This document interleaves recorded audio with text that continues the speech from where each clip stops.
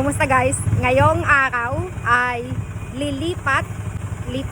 transfer. Lilipat, future tense, lilipat kami ng bahay. Kaya ngayon ay hakot, transport. Naghahakot, progressive. Naghahakot na kami ng gamit, stuff, things. Kaya medyo busy. Medyo busy na. Hindi ko ito gamit. These are not my stuff. Kasi wala akong gamit. Dahil minimalist ako, isang suitcase lang. All my stuff fit in one suitcase. Lahat ng gamit ko kasya sa isang suitcase. Itong ref, fridge, sofa, gamit ito ng nanay at tatay ko. Sa ngayon, for now, nakatira ako sa bahay ng nanay at tatay ko.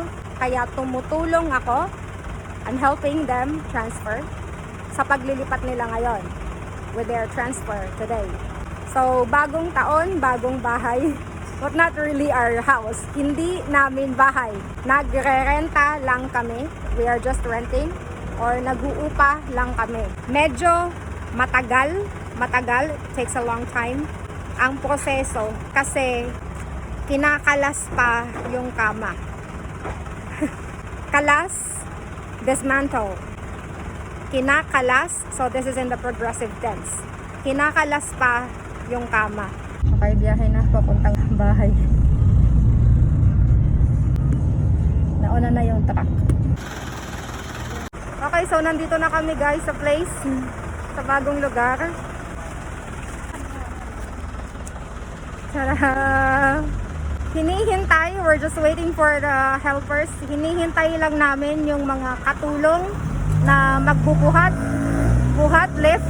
So we're just waiting for those helpers who will help us lift our stuff. Sok na kami, guys. We are now entering the village.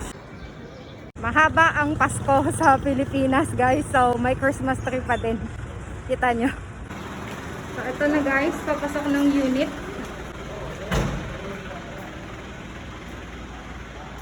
Nandito na tayo sa loob. We are now here inside. So nandito na ako sa loob ng unit. Tada! Medyo magulo pa. It's still a little messy. Medyo magulo pa. Ito yung kusina. Ito yung sala. Washroom in Tagalog, banyo or CR. Comfort room, CR. Ito yung isang kwarto.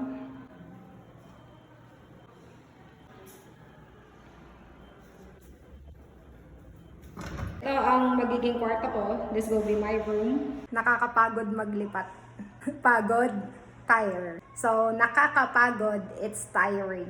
Maliit lang itong bahay. It's just small. Pero okay lang. 3 lang naman kami. At kaunti ang gamit. We're just 3. We only have a few stuff. So, okay lang. Hindi namin kaya yung upa sa malaking bahay. We can't afford. Siyempre, mahal. It's expensive. Hindi pa kami nakakalinis pero may bisita na. How can I clean my room? May makukulit na dito. Sige, doon ka muna. Maglilinis pa si tita ng kwarto. Doon ka muna.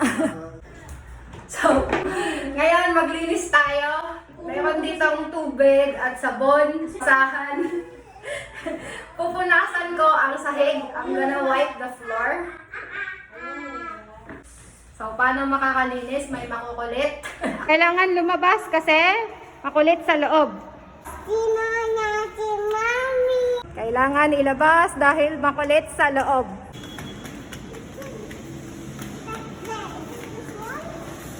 Yeah, that's our unit.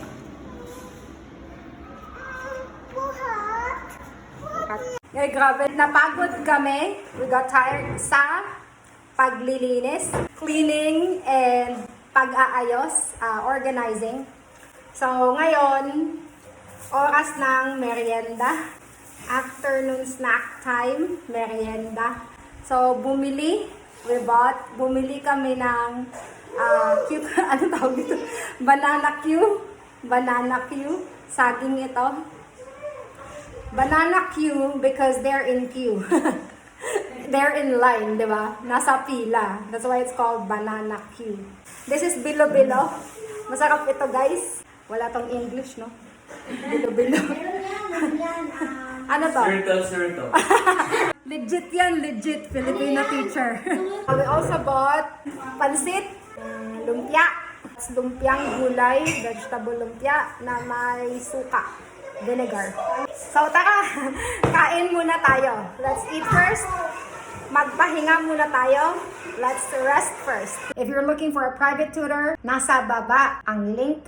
Link is on the description below. Yun lang guys. This is Dara from Tutor of Manila. Follow me for more. Kita-kits!